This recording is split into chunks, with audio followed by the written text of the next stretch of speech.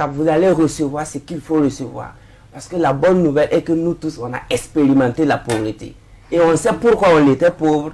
Et on sait pourquoi on est en train de quitter la pauvreté. Allez-y faire vos recherches. Un Américain normal participe à 30 événements payants par semaine, chaque semaine. Ça fait combien de milliers de dollars qu'il investit dans son éducation par semaine?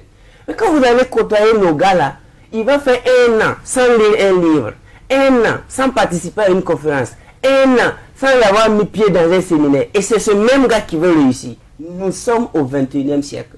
Et ce siècle ne pardonne pas les attardés mentaux. Donc débrouillez-vous.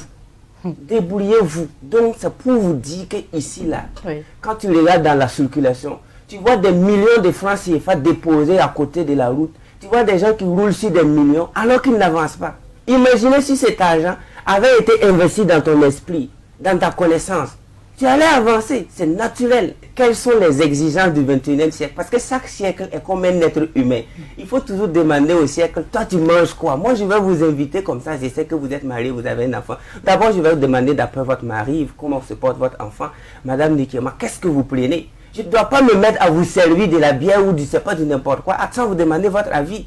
Donc un siècle étant comme un être humain, on ne doit pas se mettre à vivre au hasard dans un siècle, sans connaître quelles sont les exigences du siècle. Le 21e siècle là, c'est un siècle de connaissances pointues, où on ne tâtonne plus, où ceux qui sont bons sont virés et remplacés par ceux qui sont excellents et meilleurs.